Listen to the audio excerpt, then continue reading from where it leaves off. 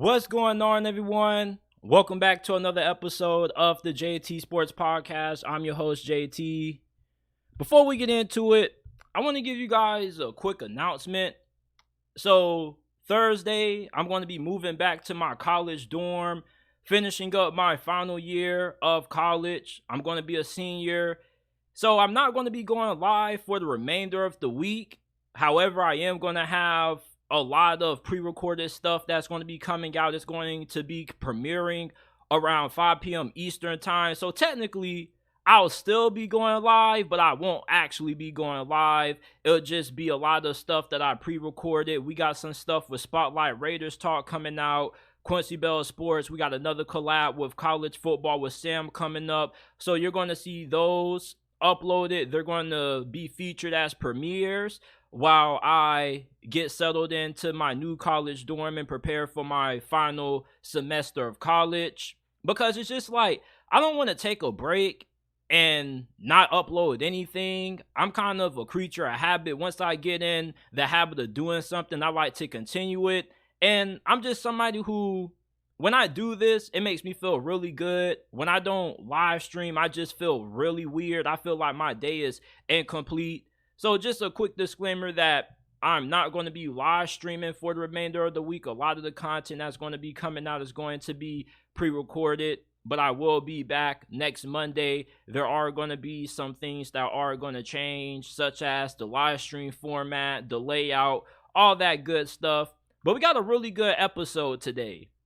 I'm going to be giving my thoughts on the 49ers' divisive quarterback controversy between Brock Purdy and Trey Lance, how this quarterback situation has somewhat divided the 49ers fan base. The Colts have officially named Anthony Richardson their starting quarterback.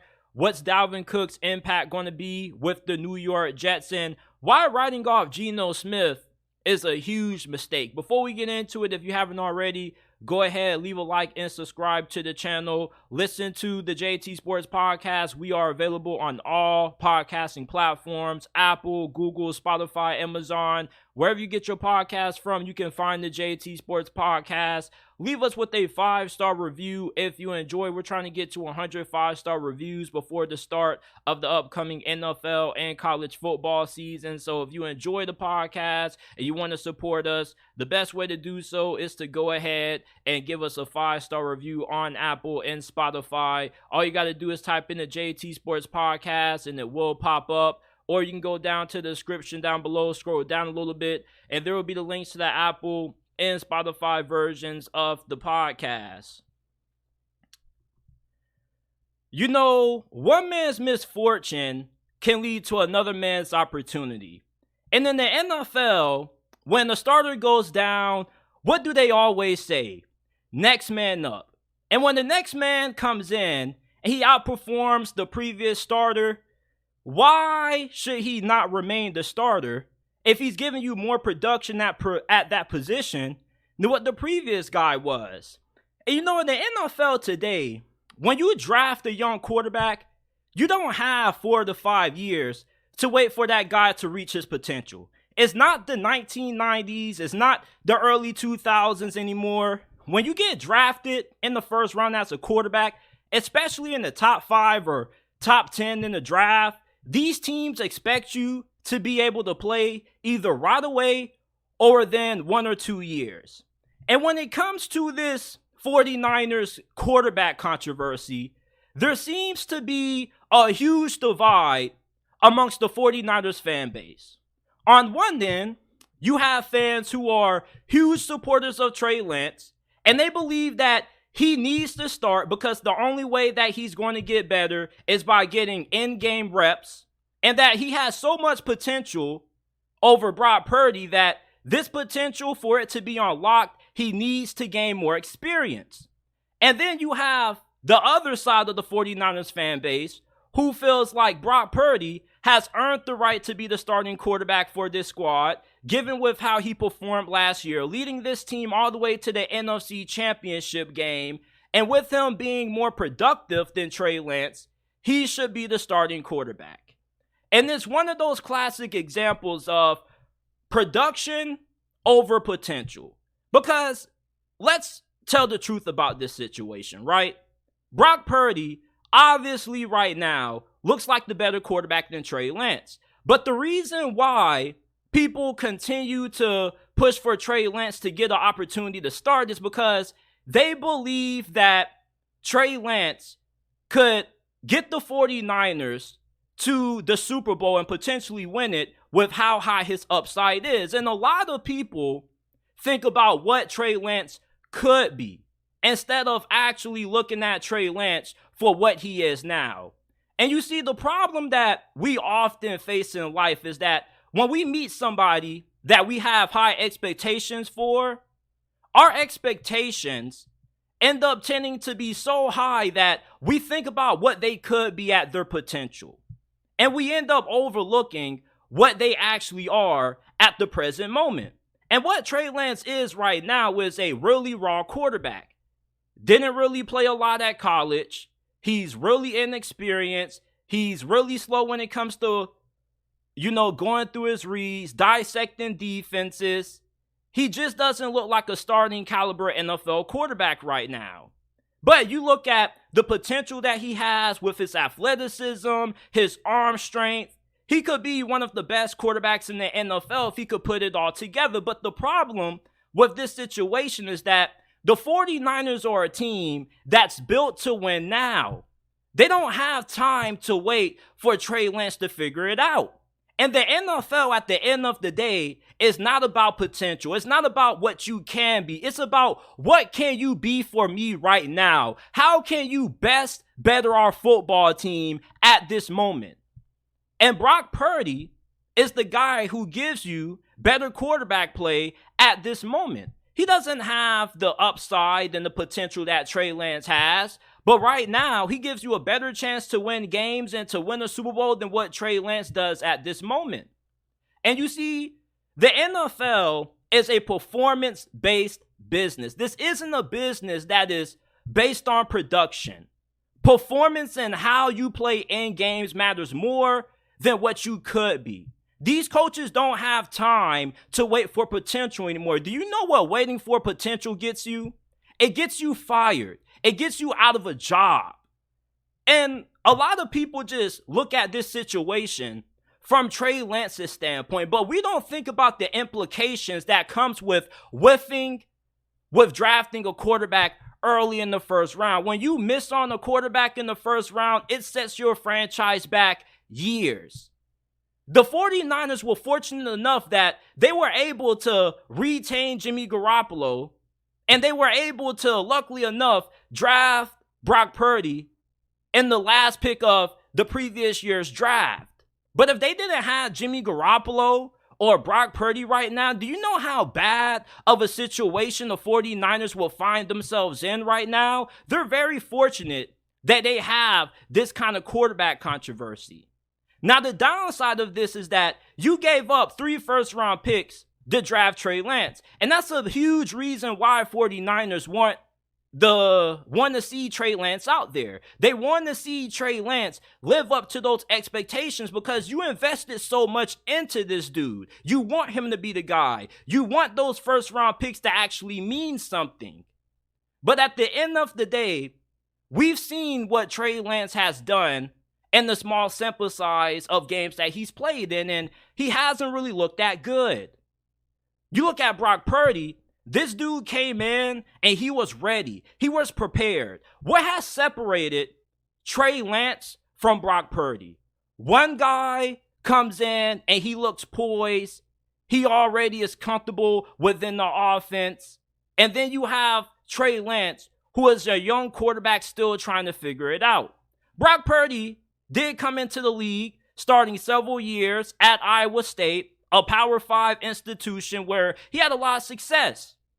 And Trey Lance comes from North Dakota State, a FCS powerhouse, but doesn't have the same amount of experience starting at the collegiate level that Brock Purdy had when he was coming in. So obviously, this was going to take a little bit of time for Trey Lance to get his footing in the NFL. But the problem is that Trey Lance hasn't really been given an opportunity to find his footing.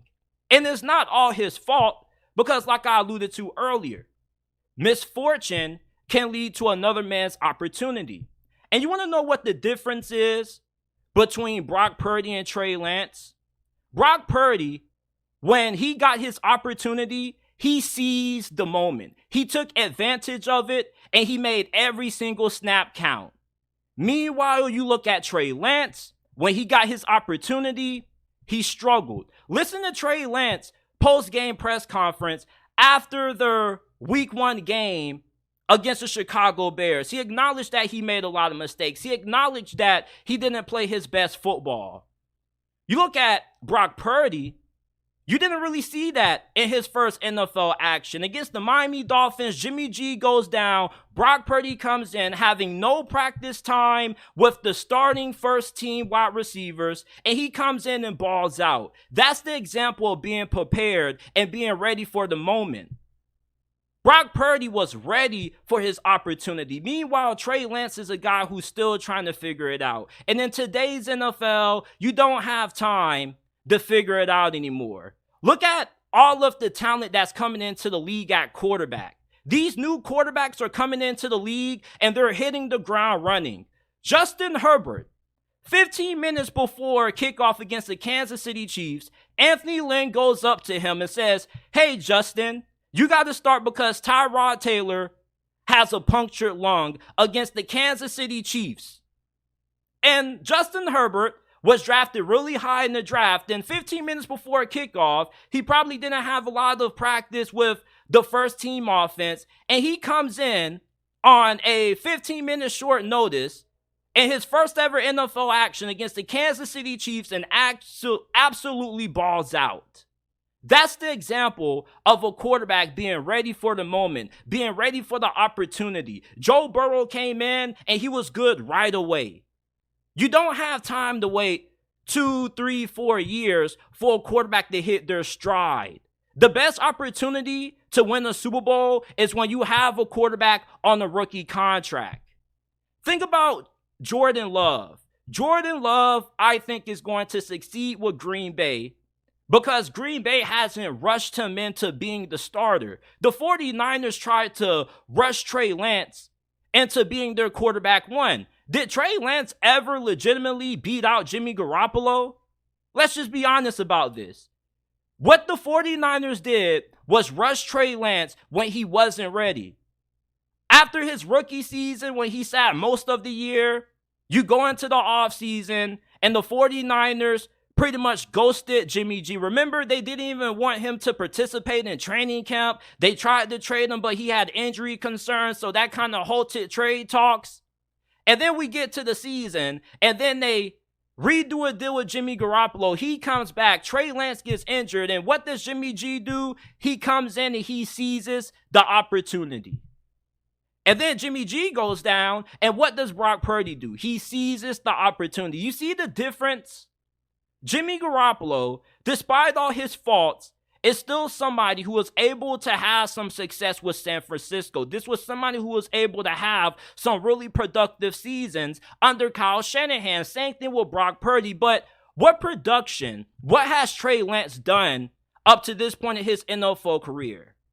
You see, Trey Lance was never ready to be the starting quarterback for the San Francisco 49ers. They thought that sitting him for a year would have given him enough time to be comfortable enough in this offense that he could go ahead and have a productive first season as the full-time starter, but it didn't work out that way because he was so raw than what they initially thought.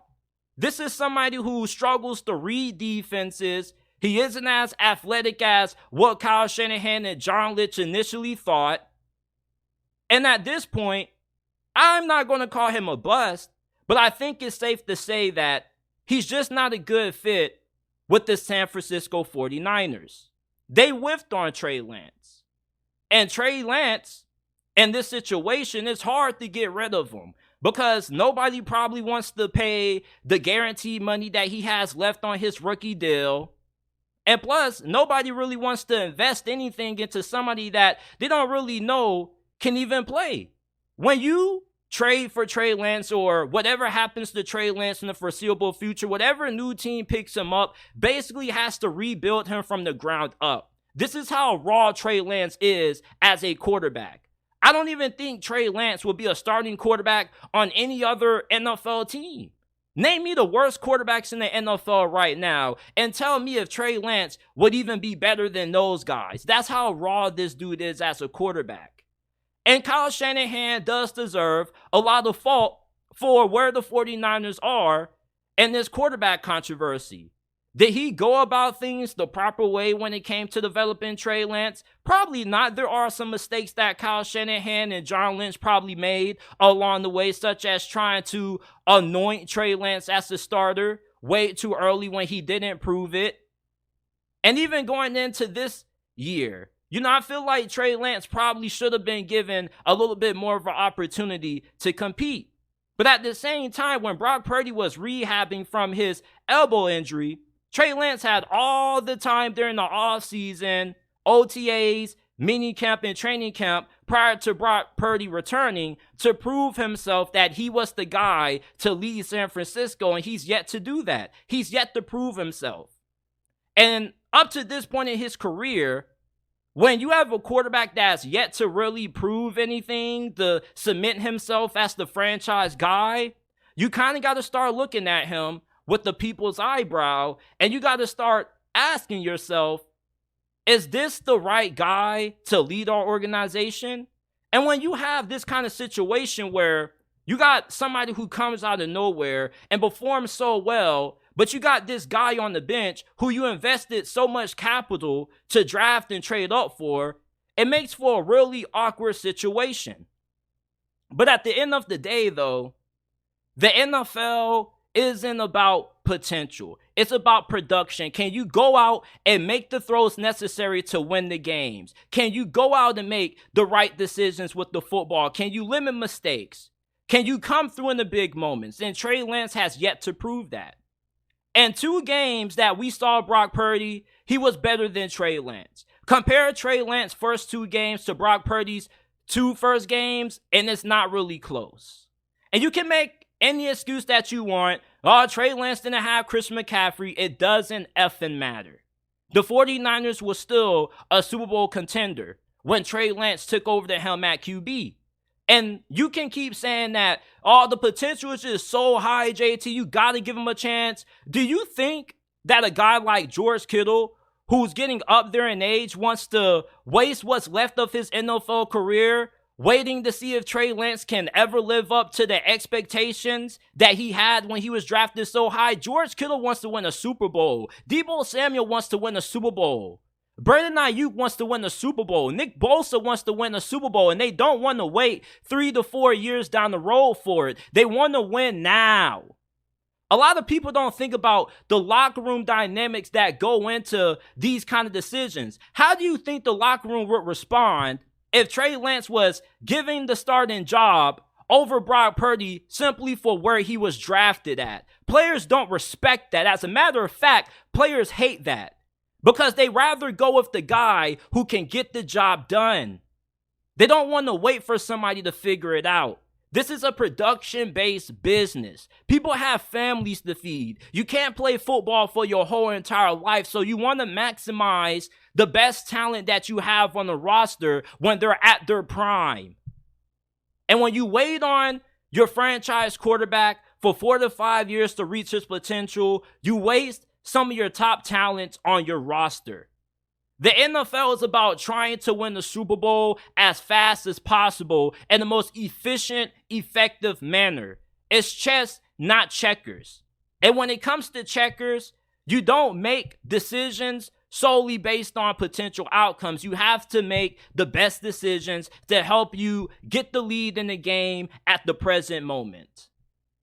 A lot of people are really split over this Trey Lance, Brock Purdy fiasco. You can say and cry that it's unfair what's happened to Trey Lance, and I would agree with you. But guess what I'm going to say? And this may sound cliche, but life is unfair. It's unfair that people have to wake up every day and clock into a 9 to 5. It's unfair that rent is as high as what it is right now. It's unfair that it's hard to find a house with the current state of the present economy. But it's life. You get over it and you move on and you roll with the punches. That's what the NFL is. The NFL isn't a sob story business. You don't get opportunities because you feel you deserve an opportunity. No, you get an opportunity because you deserved it, because you proved yourself. Trey Lance hasn't proven anything. People just want to anoint Trey Lance the starter because where he was drafted, and doing this, making decisions like that is what makes you lose the locker room. Players don't respect that shit. And that's what I keep trying to utter to the Trey Lance fanboys who continue to post all these long paragraphs on social media about, oh my God, Trey Lance, look at his eyes. Like, he looks so defeated. All he wanted to do was to compete. He just wanted a fair opportunity, JT. And Kyle Shanahan, the 49ers, they're not giving it to him, JT. Oh, he got injured. Imagine if he never got injured. Oh, he has so much more potential than Brock Purdy. Who cares? Save the sob stories. The NFL is about performance. When you go to work, your boss doesn't want to hear no excuses about why you couldn't get the certain job done. He wants it done in the most efficient manner. People have jobs. Nobody has time to wait and gamble on potential. And that's what a lot of people are missing about this situation. Brock Purdy came in and took advantage of the opportunity that was given to him. I don't think Brock Purdy is going to fall off. You don't go from Mr. Irrelevant to taking a team to the NFC Championship all because you were carried by talent. The Trey Lance fanboys try to say, oh, Brock Purdy isn't nothing special. He had a great team around him. Well, this same team that Trey Lance had, mostly minus Christian McCaffrey, was pretty good and he didn't really do a lot with it. Meanwhile, Brock Purdy took it all the way to the NFC Championship game. And a lot of 49er players will tell you, as Deebo Samuel, if Brock Purdy never got injured against the Philadelphia Eagles, they strongly believe in their hearts they would have won that game and they would have been in the Super Bowl in a rematch against the Kansas City Chiefs. At the end of the day, it's not about sob stories. It's not about, oh, he was mistreated. Oh, he was compromised. At the end of the day, it's about, can you go out there and get the job done? And Trey Lance can't get it done. He may not be a bust. It may be too soon to label him a bust, but I think we're looking at our final days as seeing Trey Lance in the 49ers uniform. They signed Sam Darnold for a reason. And I think there's a strong chance that he ends up becoming the third string quarterback right behind Sam. Nobody wants to trade for Trey Lance because he's a wild experiment. You don't really know if you're going to be able to fix this dude. Some people just don't have what it takes to be an NFL quarterback. And I know it's really harsh to say that, but it's the truth. There's only 32 starting quarterbacks in the NFL for a reason. And there are millions of backups. It's really hard to be a starting quarterback in the NFL. It's an exclusive club. You're top 1% at your position in the world. Same thing with the NBA. If you can't get it done, guess what the NFL is going to do? They're going to find somebody else who can get it done. Just like if you can't get your job done efficiently at work, guess what your boss is going to do? They're going to fire you and they're going to hire a replacement. The NFL is a business. Nobody cares about your feelings. Nobody cares about morals. Nobody cares about ethics. What matters more over anything is winning, because with winning delivers money, it delivers security.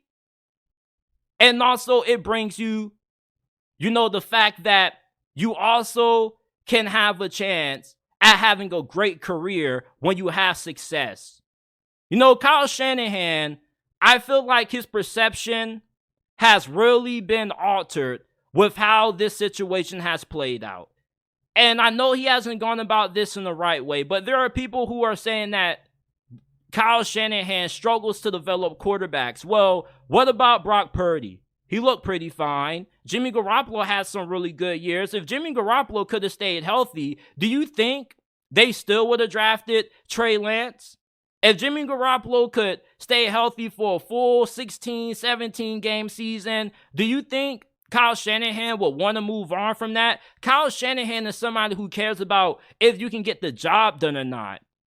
He doesn't care about all the flashy stuff. Brock Purdy isn't flashy, but he gets the job done. A lot of people are enamored with flash. Flash sells. It's marketable. It sells tickets. It goes viral on social media. It brings a lot of attention. But you know what doesn't bring a lot of attention? The guy who is consistent, who gets the job done. Drew Brees wasn't flashy. That's why he never won an MVP. Everybody always chose the more flashier pick for MVP over Drew Brees. You know, we give Tom Brady so much respect because of his championship accolades. The fact that he has 7 Super Bowls. But if he didn't have those 7 Super Bowls and he still had an all-time great career, would we view Tom Brady as the greatest quarterback of all time? The man has won the most Super Bowls ever for a quarterback ever in the National Football League, and yet we still talk about how Aaron Rodgers was more talented than Tom Brady. And what if Aaron Rodgers played for the Patriots instead of Brady? That just goes to show you that production, if you're not flashy, nobody really talks about you unless you're winning. Brock Purdy gets it done. That's why people are skeptical about him, because he's not flashy. He doesn't do anything that makes you drop your jaw. With Trey Lance, he'll give you a couple of big throws that make you go, oh, wow, like I see why the 49ers gave up so much for him, but the dude is just too raw. And it's unfortunate that he got drafted into a situation like this because he couldn't control really what team drafted him. He couldn't foresee how this situation was going to play out. I feel bad for Trey Lance because I do think that he puts in the work. But if you watch the Netflix quarterback documentary, Patrick Mahomes, Kirk Cousins, Marcus Mariota, they were all putting in the work. They were all watching film. They were all doing things outside of the field to try to hone their game. But what separated Patrick Mahomes from Kirk Cousins and Marcus Mariota? Patrick Mahomes was just so much more talented and just so much more gifted, and he just has something different about him that stands out. Kirk Cousins put in a lot of work. He was a really good quarterback, and he had some really good moments, but in the big games, he folded.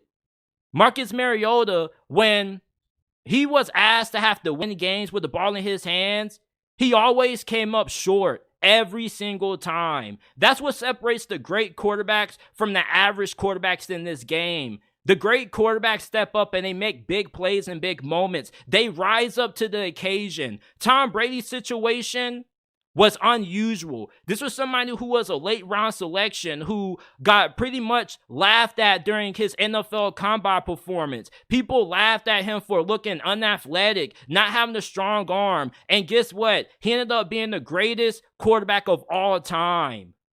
You want to know why? Because Tom Brady rose to the occasion in big moments. This was somebody who seized his opportunity. The best quarterbacks in the NFL seize the moment. They live for the moment. You look at Brock Purdy, when he came in against the Miami Dolphins, he looked poised. He looked confident. You didn't see somebody who started out as a fourth stringer. You didn't see Mr. Irrelevant. You saw a guy that really believed and had confidence in himself. You don't see that same level of confidence in Trey Lance that you see in Brock Purdy.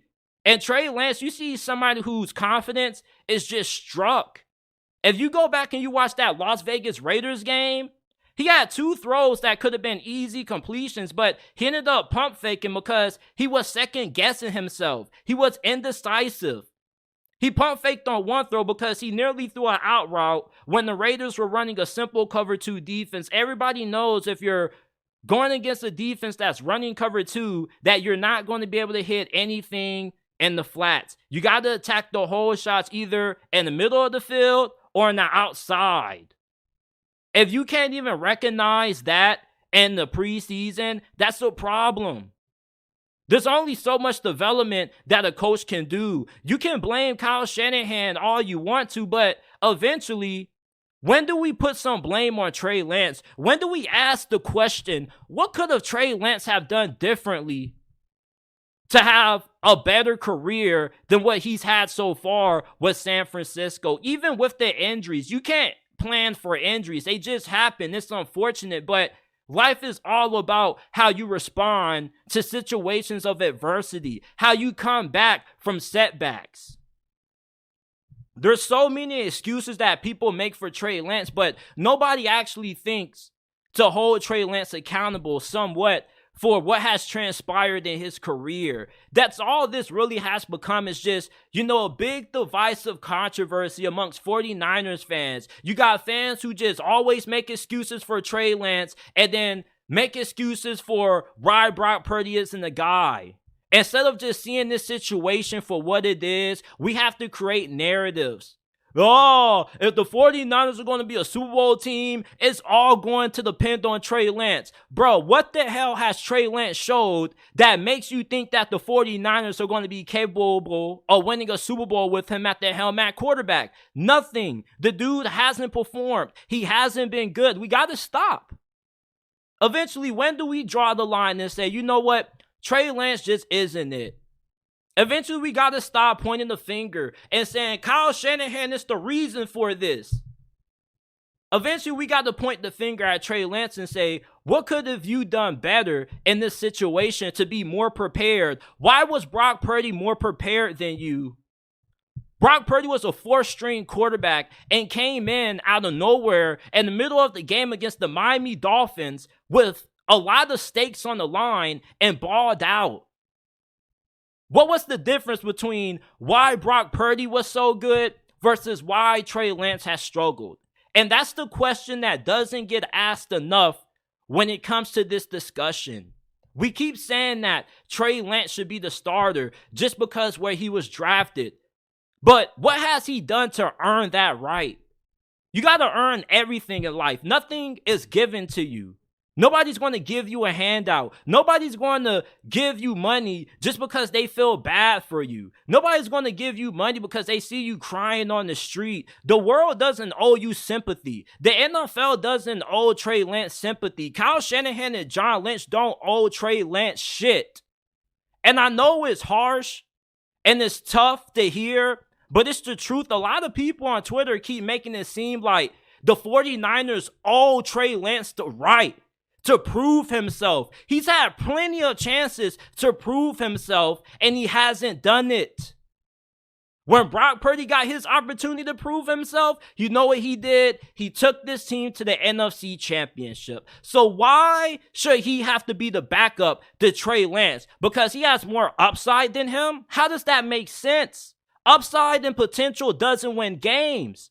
That's why I tell you guys, all this ceiling, all this high potential stuff when it comes to the draft is just nonsense. Can you play or can you not play? It's the question. And Trey Lance can't play right now. We don't even know if he's going to be able to be the backup quarterback over Sam freaking Darnold. But we got to try to craft all these narratives to make Trey Lance look good instead of just looking at him for what he is. And that's the problem with today's society. We sympathize with people so much to the point that we tend to forget, you got to earn certain things. You have to prove yourself. We forget about the business side of sports. Sports isn't about your feelings. It's not about what you feel you deserve. It's about what you earned. And Brock Purdy has earned the right to be the starting quarterback for San Francisco. And you may be asking, JT, why do you continue to talk about this? Like, we know Brock Purdy is the starter, because if you go on my channel and you go to the poll section, you will see I asked who should be the starting quarterback for the 49ers. And there are a good amount of people, over 30%, who have voted Trey Lance. And that tells you everything you need to know. People want handouts, but nobody wants to earn anything. Trey Lance hasn't earned anything. He hasn't earned the right to be the starting quarterback for San Francisco. We just want to give him an opportunity because he needs reps. If Trey Lance needs reps, you know where he should go? To the XFL or the USFL. Because the NFL game is just too fast for a guy this raw and inexperienced to be able to pick it up so quickly. If Trey Lance was drafted in the early 2000s or the late 1990s, he would have a better chance at being successful because there was more patience back then. Nobody gives you a lot of patience in today's NFL. Pete's Take says Tua had time. What are you talking about? Tua wasn't bad his first season. Tua was way ahead of what Trey Lance has looked like right now. Tua looked like a top 10 quarterback last season. He was a midseason MVP candidate at one point. Trey Lance hasn't looked anywhere close to that. Plenty of QBs have time only because anomaly pops out like Purdy doesn't mean it's always happening. How about Jordan Love? Jordan Love was Aaron Rodgers' backup for how many years? The Packers have been one of the best franchises in the history of the NFL when it comes to developing quarterbacks. You want to know why? Because they don't force guys. They don't just force guys into action if they're not ready. Aaron Rodgers sat behind Brett Favre for how many years? And then he took over and he was successful. When you properly develop a quarterback and you don't rush them out there and you actually try to develop them the proper way and give them 3 to 4 years, then okay, you're going to have the opportunity for Trey Lance to reach his ceiling. But in today's NFL, teams are impatient. That's just the reality of the National Football League. In the year 2023, quarterbacks have a small time frame to develop. You either have to come in and be good right away, show a little bit of promise, or you got to be a guy who can sit for a year, and then when your number finally gets called like Patrick Mahomes, you go ahead and you ball out. Let's talk about all of the great quarterbacks who were drafted in the first round, who were good right away. Deshaun Watson, his rookie season for the Houston Texans, he was on pace for having one of the greatest rookie seasons ever out of a rookie quarterback. Justin Herbert had the best rookie season ever for a first-year quarterback. Joe Burrow was good right away. The only reason Trevor Lawrence wasn't good his rookie season was because how much of a shit show it was when Urban Meyer was the head coach. Nobody has time to sit back and wait for you to develop anymore. You saw what happened with Daniel Jones. Daniel Jones was going into this season with a lot of things on the line. If he didn't have the season that he had last year, do you think Daniel Jones would have remained the starting quarterback for the New York Giants? No, he wouldn't have. You got to come in, you got to be good quickly. You don't have 4 or 5 years anymore, people. It's 2023. There's so many great quarterbacks coming out that if you're not good by year 3, teams are already losing faith in you.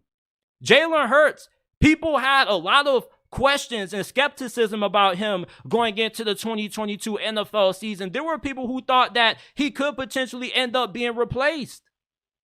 Justin Fields is in year 3. And what are people saying about him? This is a make or break year for Justin Fields. If he doesn't figure it out this year, he's probably going to end up getting traded or moved on from. And that's what people have a hard time being able to swallow. And you 49ers fans should be able to understand this. You should be able to understand how much the NFL has changed, because remember what happened with Alex Smith? How long did it take for Alex Smith to finally be able to be a serviceable, productive quarterback? It didn't take Alex Smith until Harbaugh getting there for him to really be able to figure it out. You're not living in that time anymore. And regardless of what you want to say, there's so many talented quarterbacks that are coming in and being good right away. If you're not producing at a high level, at least in your first couple of years, or you don't show promise, teams are going to sour over you. Look what happened with Sean McVay and Jared Goff. Jared Goff took the Rams to the Super Bowl, and then not too long after, Sean McVay shipped them out of town because he got tired of them. You don't have long to prove yourself in the National Football League. It's just the reality. And a lot of 49ers fans who support Trey Lance, they don't live in reality. They live in the what if. They always live in la la land. What can you be? Or the potential is just so high, like nobody cares anymore. We want the guy who can lead us to the championship now. Nobody has time to sit back and wait for you to figure it out anymore. And life You either figure it out or you get left behind and you swim with the rest of the fishes. You either thrive and you swim amongst the rest and you swim with the sharks, or you get left behind and you just swim with Dorothy and Finding Nemo. This 49ers quarterback controversy has been super divisive amongst the San Francisco 49ers fan base, and it really shouldn't be this way. It should be pretty apparent that you have a guy that has a lot of potential, but a guy who hasn't lived up to it. Production over potential is always going to win out. You don't have a long time to prove yourself in the National Football League. You don't have a lot of time to prove yourself in life. People aren't going to give you the benefit of a doubt in most things. You got to earn that. You got to prove yourself, and you don't have a long time to do that because people have money on the line. People have careers on the line. A lot of people are just looking at this from one angle. You're not looking at this from a 360 lens. You're just thinking about Trey Lance, but you're not thinking about the implications of what if you put Trey Lance out there and how you hinder the championship window that the 49ers have, how you can waste the prime of Nick Bosa but not being able to maximize and win right away. Brock Purdy gives you the best chance to win. Brock Purdy is different. You don't go from Mr. Relevant to taking a team to the conference championship because you were carried. There's something special about Brock Purdy. Mr. Relevant is not taken serious. They got a parade for it. It's a meme. It's a joke. Most of the Mr. Relevants don't even pan out. Brock Purdy may be the greatest Mr. Relevant story in the history of the NFL. Honestly. You don't go from being the last pick of the draft to taking a team to the conference championship game without having a different mindset, without having a different mentality. Brock Purdy was ready. Tom Brady was ready. Dak Prescott was ready. Kirk Cousins was ready. These were guys who weren't first round picks. They didn't have high expectations. They had low expectations coming out, and they surprised everybody. They may not be the most talented quarterbacks ever, but they got the job done. There's a divide between the 49ers fan base, and it shouldn't be. I think more people should stop looking at Trey Lance for what he could be and start looking at him for what he is right now.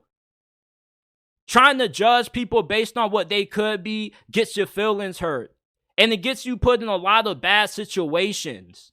You got to look at things for what they are right now, and what it is right now is simple. Trey Lance just isn't it in San Francisco. Now, he could go elsewhere and maybe change the trajectory of his career. Maybe he can go to a head coach that's going to be more willing to wait a lot longer to develop him.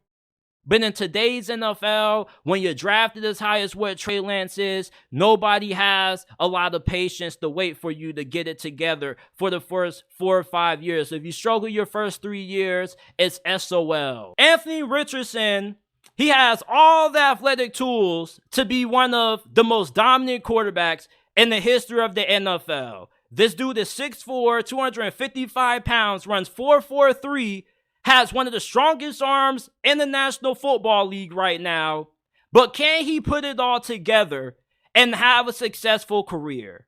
We've seen what has happened with Trey Lance, somebody who was drafted really high like Anthony Richardson that had a fantastic athletic and physical profile and wasn't able to maximize his potential. Will Anthony Richardson suffer the same fate as Trey Lance, or will he rise above it and be as good as what Lamar Jackson or Cam Newton were, or even better? He has Shane Steichen, who has a really good track record of being able to develop quarterbacks. Justin Herbert, Shane Steichen was his offensive coordinator during his rookie season, and we know how successful Justin Herbert was during the first year of his NFL career with the Chargers. And then Shane Steichen goes to Philadelphia, and in 2 years, he turns Jalen Hurts into one of the best quarterbacks in the league. Can he do the same thing with Anthony Richardson? Anthony Richardson, he was just named the Indianapolis Colts starting quarterback today, and there are many people who keep saying that the Colts made a mistake. You can't start this dude. He's too raw as a passer. Do you not remember Lamar Jackson's rookie season with Baltimore? When he ended up replacing Joe Flacco, he wasn't the most polished passer neither. He completed well under 60% of his passes, but do you know why Baltimore was able to win with Lamar Jackson year one? Because of his athleticism. Do you know why Justin Fields has been somewhat serviceable despite not being the greatest passer up to this point in his career? Because of his athleticism. Do you know why Philadelphia went to the playoffs year one under Nick Sirianni?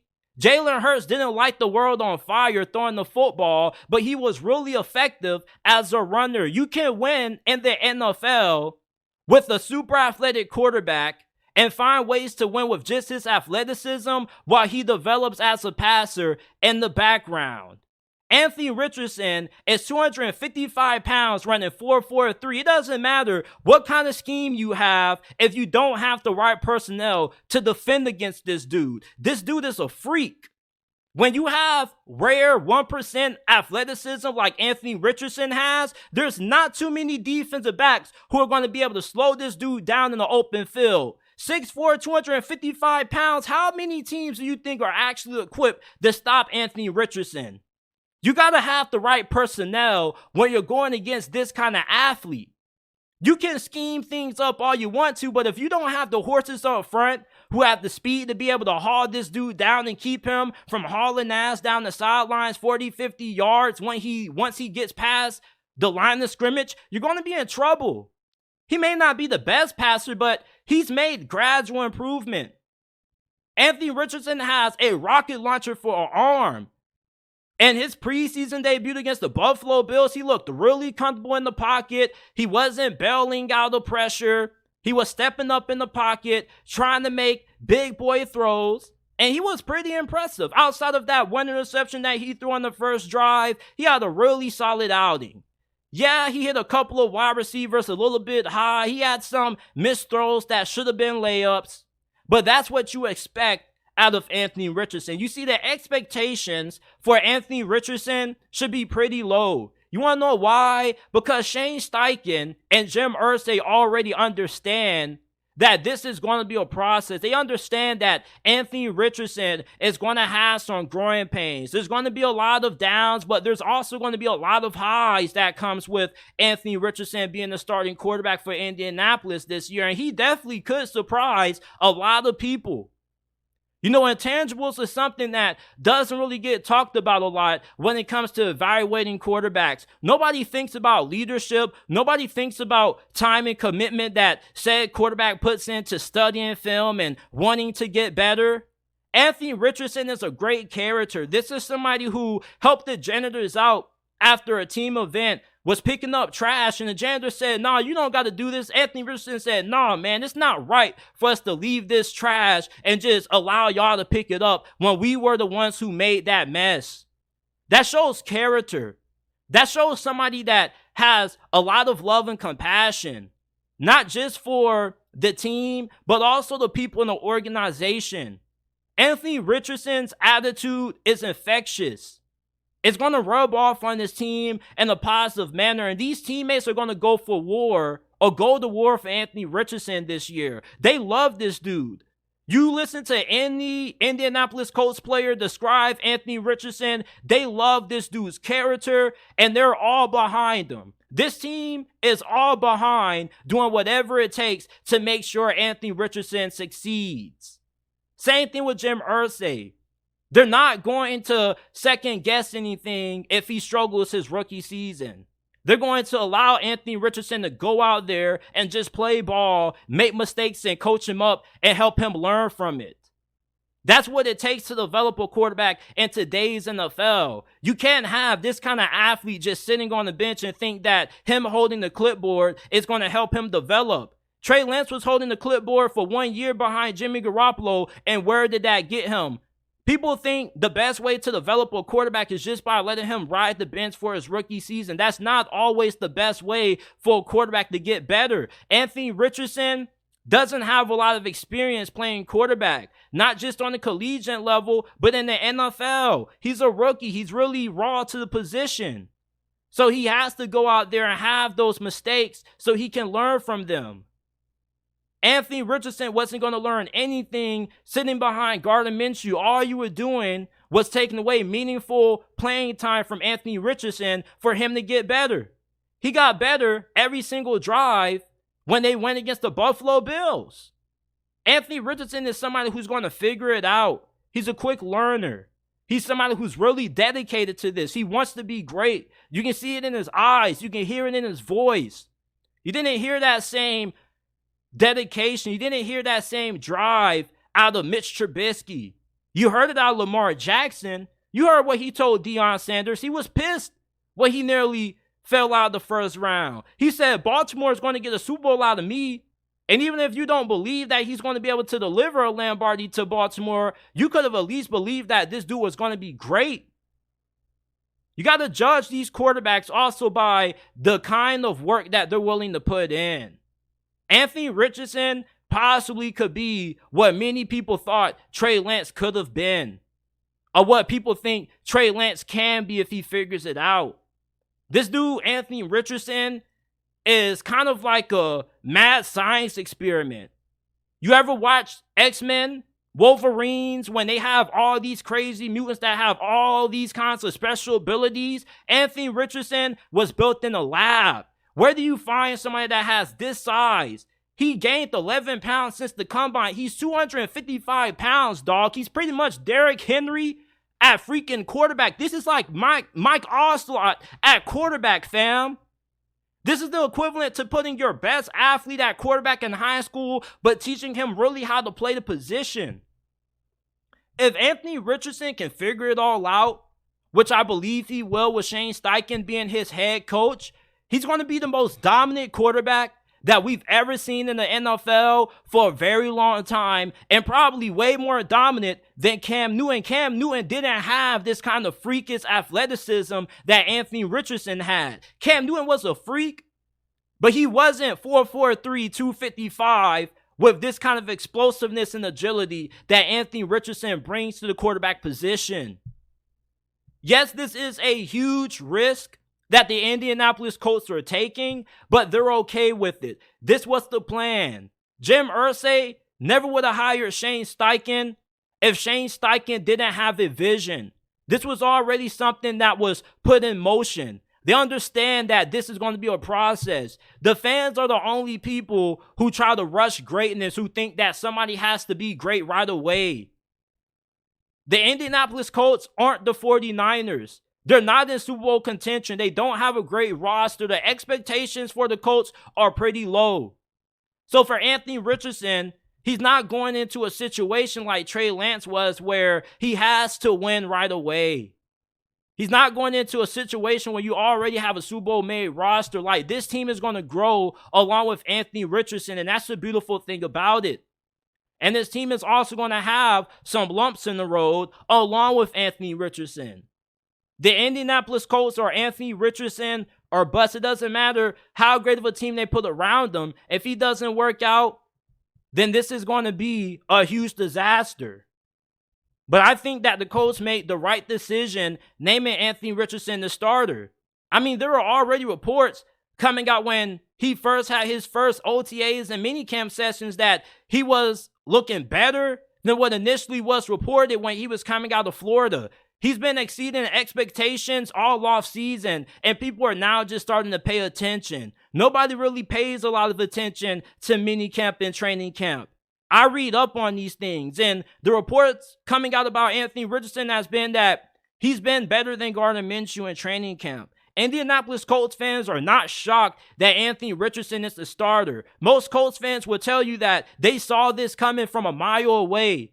They always knew that Anthony Richardson was going to be the guy. The only people who are second guessing this are people who aren't fans of the Indianapolis Colts, who don't really keep up with the situation. They go based off narratives. They go based off stigmas. And the stigma with Anthony Richardson is that he's more athlete than he is quarterback, and he'll never be able to be nuanced to be able to learn the position. But that's not true. You can get better as a QB. You can develop as long as you have the proper culture or the proper coaching, and you're putting the right system to succeed. Lamar Jackson had Greg Roman, somebody who specializes in being able to elevate quarterbacks that have that kind of skill set. Look what he did with Colin Kaepernick with the 49ers. Look what he did with Tyrod Taylor his early years in Buffalo, when Tyrod Taylor ended the Buffalo Bills playoff drought, leading them to the postseason for the first time in decades and being a Pro Bowl selection. You got to put your quarterback in the right system to succeed. It's not just all about talent all the time. Sometimes it's also about where you go and the coach that you get and the system that you get put in.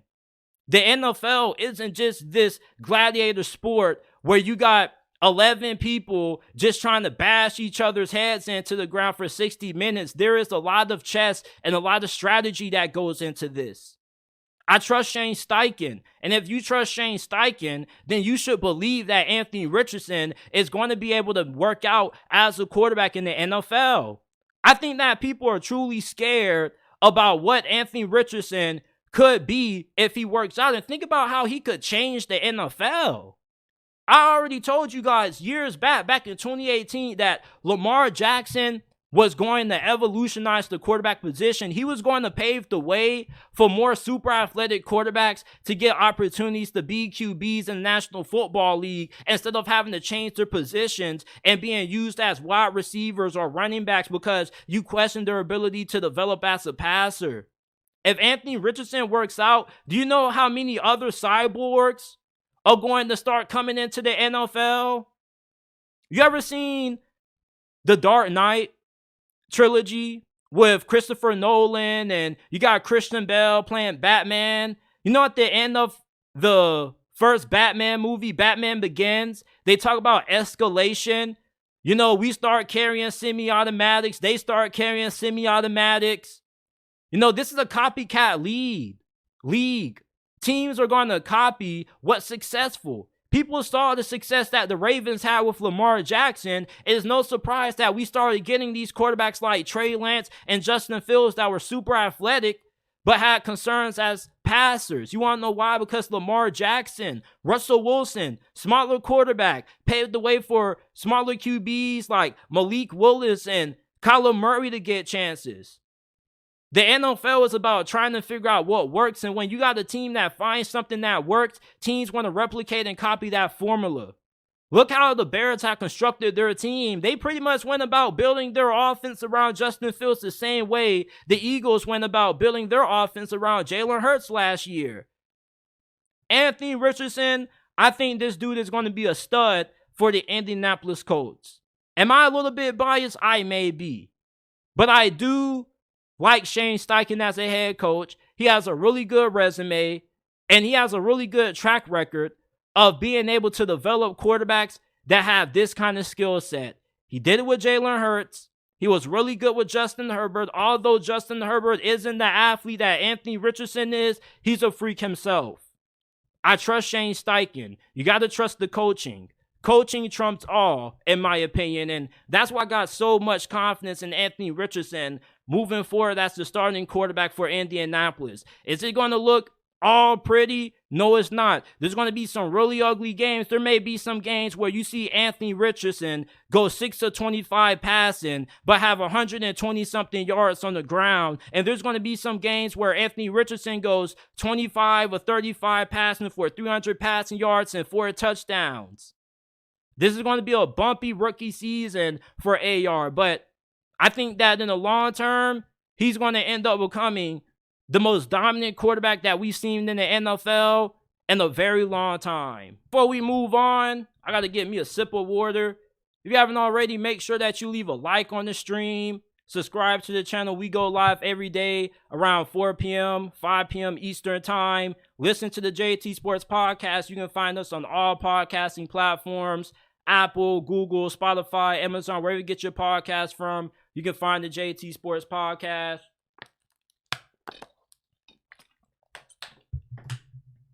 Once again, I want to let you guys know that Thursday, I will be moving back into my college dorm to finish my senior year of college. So I'm not going to be going live for the remainder of the week. However, I will be having some pre-recorded episodes with some special guests that are going to be premiered at a certain time.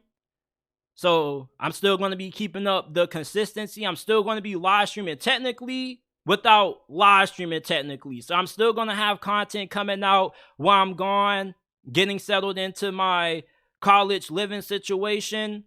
But I'm not going to really be taking a break because there's still going to be content coming out. So make sure that you guys are tuned into everything that we have coming up.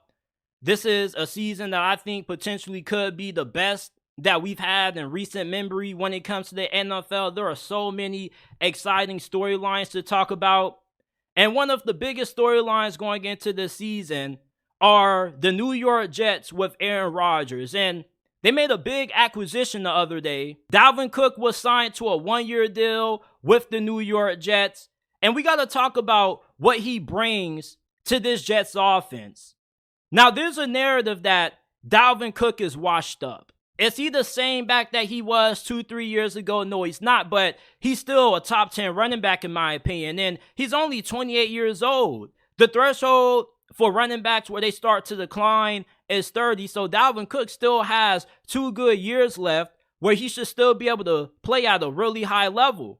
He probably is the best pass catching back that they have on the roster. So you're going to have somebody who's going to be a reliable option for Aaron Rodgers and situations where he needs to check it down. You can check it down to Dalvin Cook and he is still somebody who can do a lot of damage after the catch. Really elusive in the open field. He also has really good hands. And I think that something that gets overlooked about Dalvin Cook is that he's still really effective at getting yards after contact. Now, 2 years ago, he was one of the best running backs at getting additional yards after contact. That kind of has went down a little bit, but he's still really productive at doing it. And he's going to be a really great combo to pair alongside of Breece Hall while he continues to rehab for that ACL injury. You got to remember that ACL injuries are really difficult to come back from. And for Breece Hall, it may not be a situation where he comes back and he just hits the ground running. He may have a season where he may be a little bit off and he ends up bouncing back next year. It's just when it comes to these kind of injuries, you don't know how long it's going to take for a player to bounce back into what they were pre-injury. And then you also got Michael Carter, who also is really good. You got Israel Abandoconda, who's had a really good preseason up to this point. So this is a loaded running back room that the New York Jets currently have. Dalvin Cook possibly makes this team the most talented in the AFC. If you can overlook the concerns that you have with this offensive line, this is the best roster in the AFC East. They're loaded at running back. You got Aaron Rodgers at QB. You got a good group of wide receivers. You got the best defense in this division from a talent standpoint and probably the best in the AFC. I mean, Dalvin Cook already made a really good team an even better team. You don't need a great running back to win a Super Bowl, but when you have a great running back, it doesn't hurt your chances. And you still have to be able to run the football because you got to be able to take time off the clock late in games when you have a lead. You want to know the biggest problem with the Buffalo Bills and why they've come up short in the postseason? They're not able to take pressure off Josh Allen. Green Bay needs to be able to take some of the pressure off Aaron Rodgers. Yes, he is still a really good quarterback, and I think he's going to have a lot of success, but he's not at the stage of his career when you can ask him to be that bad man anymore. Aaron Rodgers needs a little bit of assistance. He can't be Superman, so you need Dalvin Cook to be able to come in and take some of that pressure off him. He has very good vision, very elusive in the open field. Dalvin Cook brings a new element to this Jets offense that they didn't have previously. With his hands, how good he is after contact, you just made the already scary offense even scarier by adding Dalvin Cook. He makes this Jets team an even better pick and an even more appealing pick for me to win it all this year. Last year, you wrote Geno Smith off, but he didn't write back. And there are people who are still writing Geno Smith off. Is he going to write back? I doubt it, but is Geno Smith going to regress this year for the Seattle Seahawks? Let's think about this for a second, right? Do you know who was the NFL's best deep ball thrower last year? It wasn't Tua. It wasn't Tom Brady. It wasn't Patrick Mahomes. It wasn't Josh Allen or even Joe Burrow. It was Geno Smith. According to NFL Next Gen Stats, Geno Smith was the best deep ball passer during the 2022 NFL season. He had a 13-2 touchdown interception ratio when he took deep shots downfield. And he also had 700 passing yards when he attempted to take shots downfield also. And he also should be able to elevate his performance this season, not just as a deep ball thrower, but him as a quarterback in general, due to how this offensive line should improve. They had 2 rookie tackles last year. Abraham Lucas, who was playing right tackle, and Charles Cross, who was playing left tackle. They were the best offensive tackle duo when it came to rookies in the NFL last year, and they potentially could be the best offensive tackle duo in the National Football League this season if they continue to take the right steps in development. And look what Geno Smith is going to be throwing the football to this year. He already was throwing the Tyler Lockett and DK Metcalf, one of the best wide receiver duos in the league, and now you give him a JSN in the slot, a fantastic route runner, somebody who has a high football IQ, great understanding of how to get open, and fantastic hands. How does Geno Smith regress in 2023? Do we stop playing football? Does he get injured? Does the NFL end up going bankrupt? Because that's the only things that I can see slowing down Geno Smith. Geno Smith isn't a one-hit wonder. I got way more concerns about Daniel Jones than I do Geno Smith. Geno Smith, if you question how good is this guy, is he able to lead this team to the playoffs? Look around the rest of the conference. Who's the second best quarterback in the NFC behind Jalen Hurts? It's up for debate. You could say Derek Carr, Kirk Cousins, and Geno Smith. Geno Smith is a great leader. This is somebody who this Seahawks team rallied behind last year. And when the Seahawks kind of got into a little bit of a cold stretch during the late half of last year, Geno Smith was the most consistent performer that they had on offense, honestly. And he had 30 touchdowns to only 11 interceptions. That was one of the best touchdown to interception ratios in the National Football League in 2022. Geno Smith, I don't see this dude falling off unless hell just freezes over. Pete Carroll is one of those coaches that is able to take a Geno Smith, pat him on the back and say, you know, your career hasn't really gotten off to a great start, but we're going to believe in you. We're going to instill confidence in you, and we're going to bring the best out of you. And that's what Seattle has done. They took Russell Wilson, traded him away to the Denver Broncos, and flipped him into a championship contender. Geno Smith is good enough to win a Super Bowl. You don't need elite quarterback play to win a Super Bowl. You just need a quarterback who can make the big plays in the biggest moments of the game. And that's what Geno Smith is capable of doing. And as long as his offensive line continues to improve, Geno Smith has everything around him to be successful. He's going to have a great rushing attack. You see what Zach Charbonnet has been doing in preseason. He's been running guys over. He's been causing headaches. You got Kenneth Walker, who was the best rookie running back in the league last season.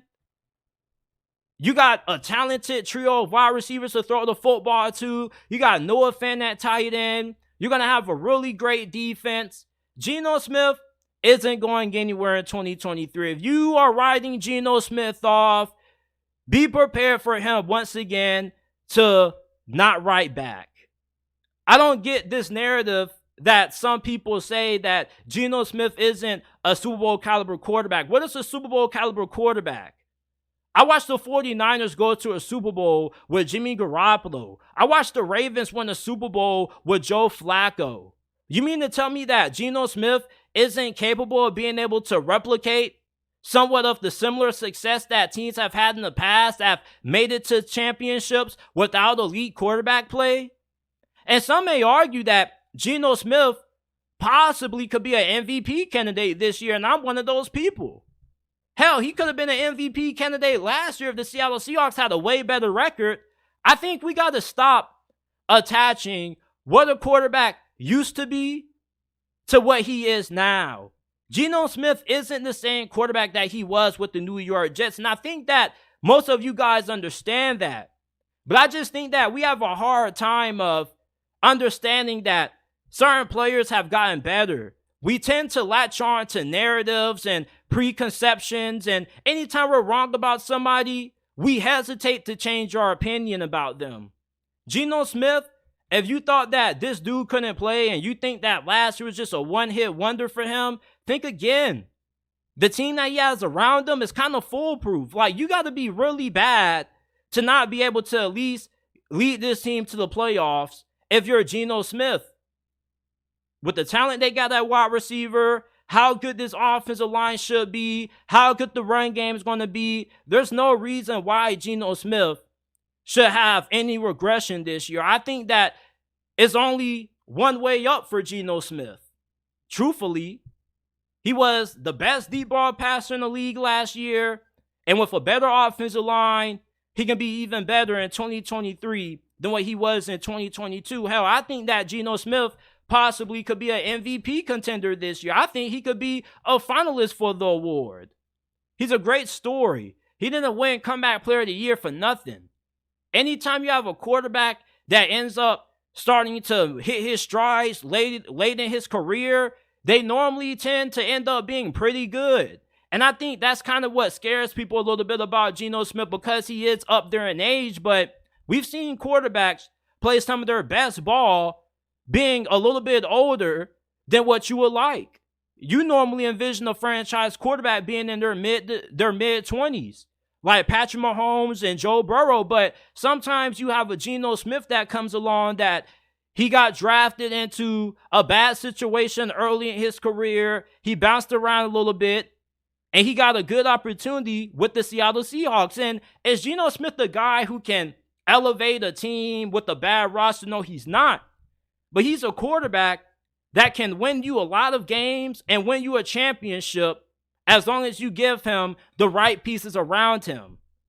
Not every quarterback in the league is an elite quarterback.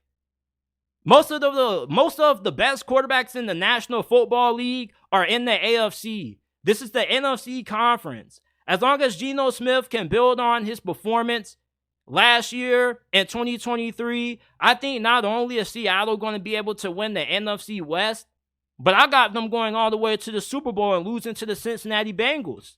I think Geno Smith is him. I'm not John Geno Smith. I'm not writing him off again. I already wrote him off once and he didn't write back. I'm not about to write him again just to get ignored again. I trust Geno Smith. This team that he has around him is too good for him not to be able to have a season as good as what he had last year. This is it for this episode of the JT Sports Podcast. I appreciate you guys for tuning in.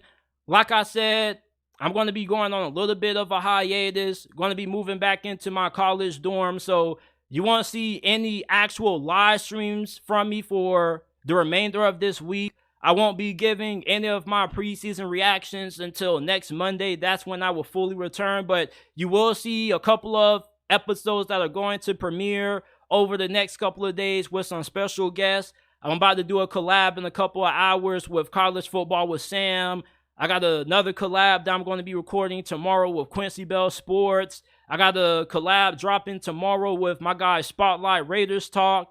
And I'm really looking forward to the start of the NFL and the upcoming college football season, man. But I appreciate you guys for tuning in to this episode. Remember that we're not just available on YouTube. You can find us on all podcasting platforms: Apple, Google, Spotify, Amazon. Wherever you get your podcast from, you can find the JT Sports Podcast. Make sure that you go ahead, follow me on Instagram at JT_Sports_. You can find me on X at JT__. If you have a question that you would like answered on a potential future episode, submit them in the DMs. I'm about to start up the fantasy football leagues. I'm probably going to start a group chat first. So if you're going to want to join the league, you're going to have to be in a group chat, because I just want to have everybody in the league in one place so you can get all the updates, so we don't have a lot of confusion with when the draft is going to start. And I don't want to have any inactive people, because anytime I start these fantasy football leagues, I normally win the majority of them that I start because people are inactive. I want competition. So if you're going to join the league, I want you to be active, which is why I'm about to start working on the group chats. But there are a lot of under the hood changes that are about to happen with the channel. I'm about to change the live streaming format. You're probably going to see a new layout potentially next Monday. The way we're going to start diving into certain topics is going to be a little bit different. How we're going to cover college football and NFL is going to be really different. I'm really excited for what's to come for the future of the podcast. But I appreciate you guys for hanging around with me, and I appreciate the support. Like, I read most of the comments. I may not respond to all of them. I do engage with some of you guys, but anytime I click on some of your profiles, I'll be like, damn, like, you guys been subscribed to the channel ever since I was in 10th, 11th grade. And I laugh at any time I see somebody in the comment section talking about some, man, JT, like, I remember when you had a low cut, you had no hair at all, and now you got dreads, man. Like, it's just crazy. It's like I got a big family on this YouTube platform. So crazy that a lot of you guys are still sticking around, watching the channel and supporting from all the way back when I first came on this platform. When I first started talking about the Miami Hurricanes, it just always amazes me. You know, you're like my second family, kind of. You feel me? Anytime I want to talk about football, I can always go live and talk about it with you guys. Shout out to All Access Sports Podcast. Shout out to my guy, David Corona, Pete's Takes, everybody in the live stream. What's up? But I hope you guys have a good rest of your week. I will see you guys next Monday with another episode of the JT Sports Podcast.